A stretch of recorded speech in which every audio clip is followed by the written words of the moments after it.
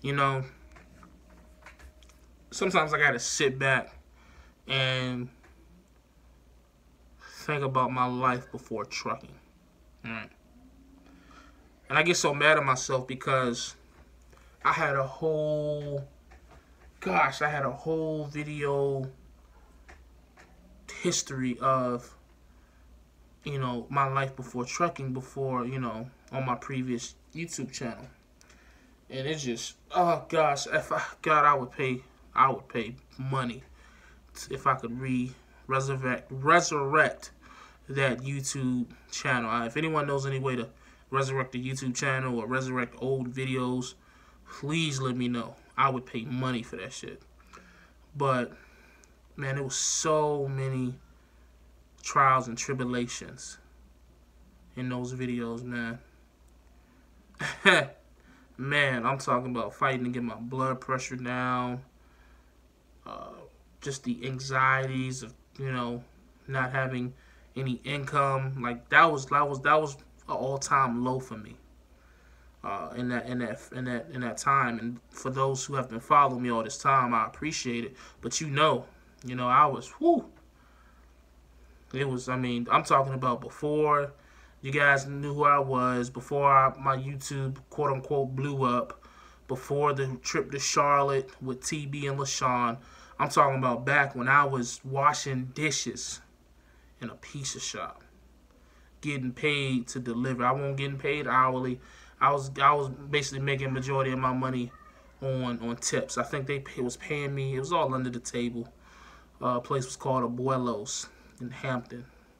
I think they've since then moved because they did a bunch of renovation over there and it was bought out. But I think I was making like $5 an hour plus whatever the tips. You know what I'm saying? And in between deliveries, I was washing dishes. And this, of course, was that time frame where, I worked at Walmart distribution from 2013 until the end of 2015 almost. Well, the fall of 2015. So from the fall of 2015 until I went to CRST in February of 2016, I was in between jobs, working temp services, donating plasma. Like it was rough, man. It was rough. Like we were staying with my wife's parents. It was me, my wife, my son, my wife's mom and her dad. So 5 of us in a 2-bedroom, man. A 2-bedroom townhouse. Couldn't have been but 700 to 800 square feet. And I just remember all those nights, man, where it was just like, yo, there's gotta be a better way in doing this. I was so depressed because I had just left Walmart, which I thought I was gonna be working at Walmart distribution. Before all this, I thought I was gonna be at Walmart distribution for the rest of my life. I was gonna become a manager, and I was gonna make my little $60,000, and I was gonna, survive off that. And it was just an all-time low, man. It was all-time low. And I finally, got my blood pressure down. Got on that bus for a day and a half. Went out to Cedar Rapids, Iowa, and got my CDL. And even though things haven't been my career hasn't been the cleanest, it hasn't been the most traditional way of doing a trucking career, which who the fuck knows what a traditional way of doing a trucking career is these days. But I still ended up here where I am now. I still went from sleeping on a bed that was being held up by milk cartons to now having a 3-bedroom house with a driveway and a nice queen-size bed. If I do, we might get a king size, but, I ain't trying to flex. My son having his own room. And just, what I'm saying, a better situation.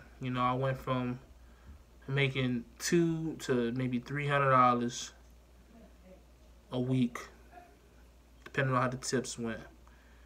My wife was working in, I think she was working at Target distribution. That was crazy. Like, my wife was working in a warehouse. I was delivering pieces.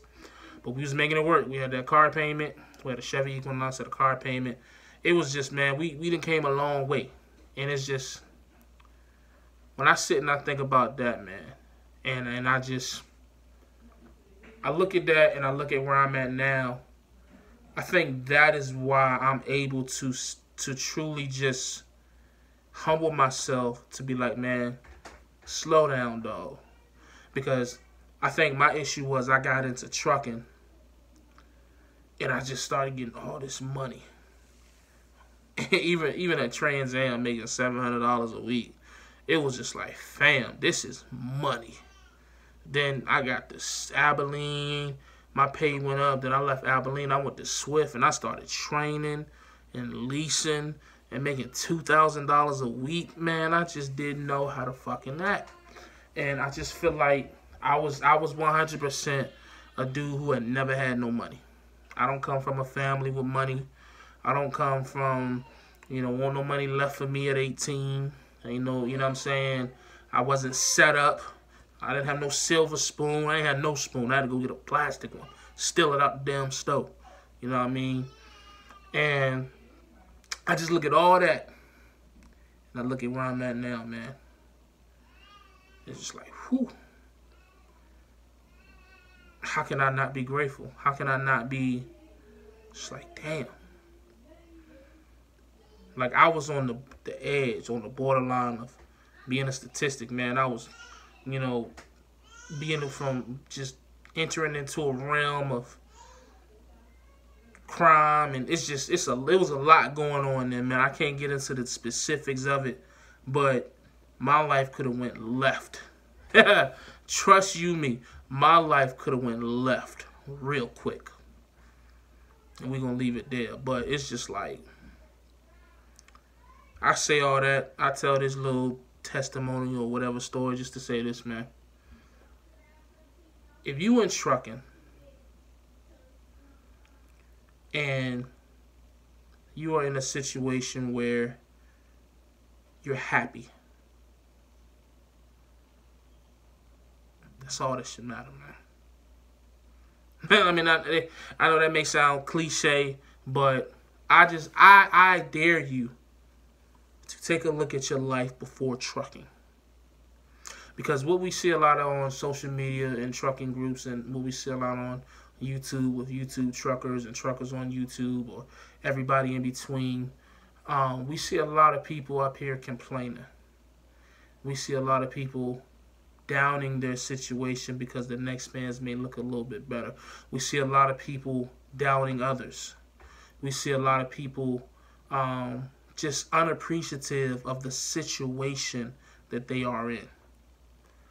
And I'm just here to tell you, man, if you like me and you come from nothing, a little bit of humbleness won't kill you. It won't. I'm proud of everybody on YouTube that has come from nothing and built these great platforms and these great, businesses and things to that nature. But at the same time, man, we cannot forget where we came from. We just can't. Because we can easily be returned there. I say that to somebody. I say that to say this to somebody, man. That money you making is good. That situation you got is good. But let's not get too cocky out here. Let's not. One of the things I found myself doing a lot when I started making this trucking money is shitting on people back home. I had to break away from that. And it's so funny. When I started doing that, that's when my trucking career started going left, right, and all this in between.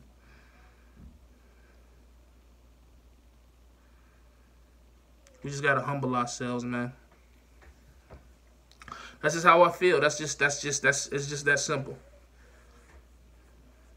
Think about your life before trucking. Think about before, where some of us now, we look at $1,000 a week. That ain't nothing. But think about where you was at a year before you got your CDL. $1,000 was a whole lot more than what you had, I guarantee it. And I'm not saying that to be complacent or settle or to move backwards. I'm just saying, man. You look at somebody like Warren Buffett, billionaire, one of the richest men in the world, and you look at the lifestyle that he lives and the way that he appreciates his money. And I just feel like some of us have gone away from that. We get a little bit of money, boy. You know what I mean? We like Floyd Money Mayweather with $5,000. When really $5,000 ain't a lot. But it feels like a lot because we ain't never had nothing. Everything look good. Somebody never had nothing. So, I don't know, man. This is just something that was on my spirit, on my mind, on my heart. I just wanted to translate it to a video, man. Maybe it went over somebody's head. Maybe somebody else got what I was trying to say. But just humble yourself. That's the moral of this video. Humble yourself. Do what you got to do. Make your money. Grind. But be humble with it, man. To all you old school owner-operators who been in the game for 20 years and got all this money, but want to take the time to turn around and look back on us new guys trying to find our way, humble yourself, man. We ain't doing nothing but what you was trying to do 20 years ago. It's probably harder for us because they got so many rules and regulations in the trucking game that you guys didn't even follow back then. So just humble yourselves, man. I'm glad you make $100,000 every time you pick up a trailer. I'm glad you make $35,000 in a week. I ain't there yet. Just, you ain't got to wipe it on my face every time. You know what I'm saying? Just let me get there, man. Give me some time. Give us some time. Everybody in trucking wants to blame everybody else. The old guys are saying the young guys aren't appreciative. The young guys feel like the old guys are cocky. I feel like if everybody just shut the fuck up and humbled themselves and look at their situations before we all got into trucking, we'd be more inclined to help each other to make sure that we never enter back into the pits of poverty that we came from. That's my opinion. Instead of people so worried about what this person's money look like or how this person make their money, just to be grateful that these, especially black people, man. Do you understand, as a black man, 27 years old, with no college degree, with a high school education, what I'm supposed to be making, what my life's supposed to look like, versus what it is? And you want me to get upset because this man chose to make his money a little differently? Because this man decided he want to do it this way, and it's a little different than mine? Kudos to both of them. What is you talking about? We get so caught up in how people get to the finish line. We get so caught up on people's journeys because it's so different than ours. And I just don't understand it, man. This is a marathon, people, not a race. A race is when people compete and trying to get there first. A marathon, we just all happy that we finished. Yeah, he may have finished the hour before me, but I finished this marathon. I still did these 5 miles or 3 miles or however long marathons. Obviously, I'm not a marathon running person, not yet. But the point still remains.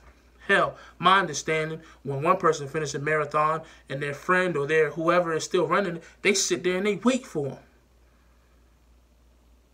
That's how I feel like trucking should be. One man get to the top or get there a little faster, he waiting for his man to get on. Matter of fact, better yet, he's helping put him on. But we have turned trucking into this damn sprint, man. A relay. If you ain't on my team, nah, man, come on, man. That's just how I feel, man. I feel like we just humbled ourselves, and it's unrealistic, I know. People are different. People gonna have opinions. There's too many egos, but in a perfect world, I feel like if everybody just kept in the back of their head where they came from, and they fixated and focused on that, that there is more powerful than any other drama, beef, whatever, in any of this trucking shit. The fact that we all made it, because we all here.